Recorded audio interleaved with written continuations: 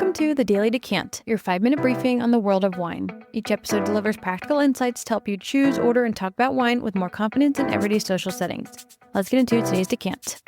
It's Tuesday and we are doing Tuscany week, and today we're diving into Chianti Classico.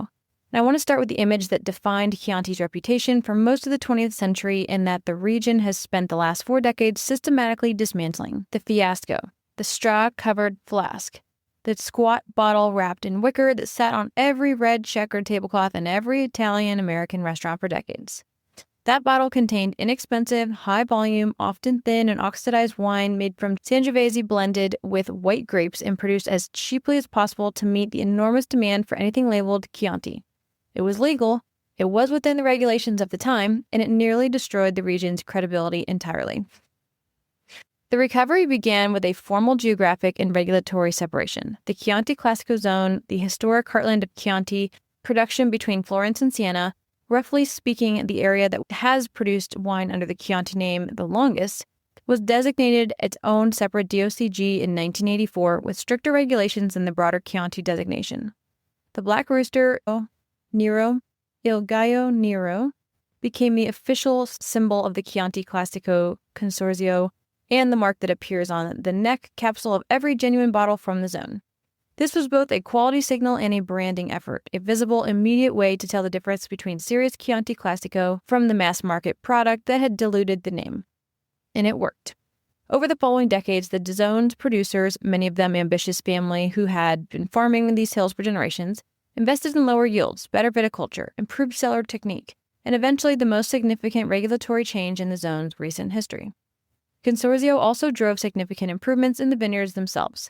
By the early 2000s, most serious producers in the zone had eliminated the white grape content from their blends entirely, dramatically improving the concentration and character of the wine. Yields fell, oak usage became more restrained and thoughtful, and a generation of younger winemakers trained in Burgundy, Bordeaux, and California returned to their family estates with international perspective and ambition that showed directly in the quality of the bottles. The result of all of this, Chianti Classico today is one of the most reliably good and food-friendly red wines in the world, capable of aging gracefully for a decade or more from the better producers and vintages.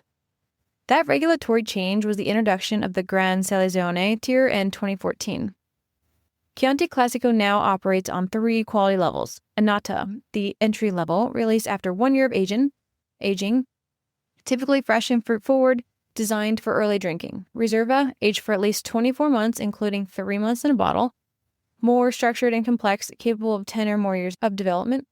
And Gran Selezione, the top tier introduced specifically to recognize the finest single vineyard or selected lots wines the zone produces, aged for a minimum of 30 months, essentially the Grand Cru of Chianti Classico.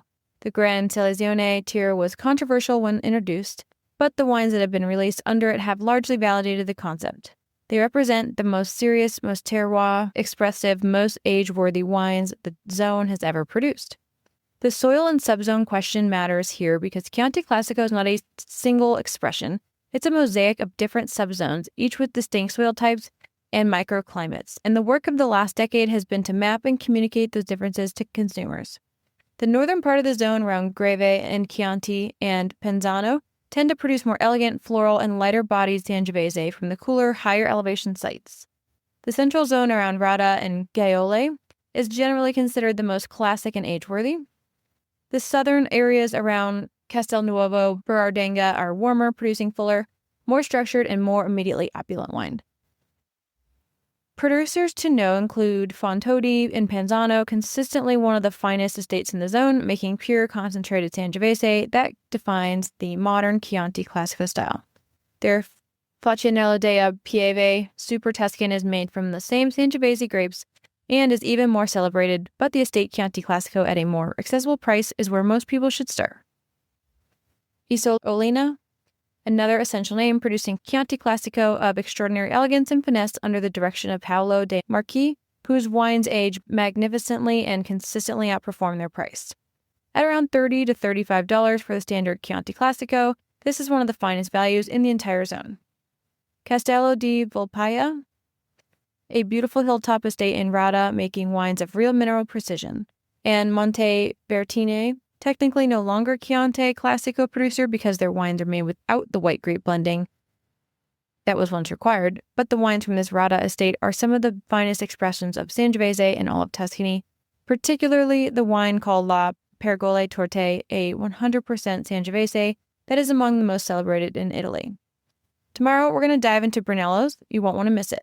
That's today's Daily Decant. If you found this helpful, be sure to subscribe and share with your friends so you can continue building your wine knowledge in just a few minutes a day. We'll see you tomorrow for the next Decant.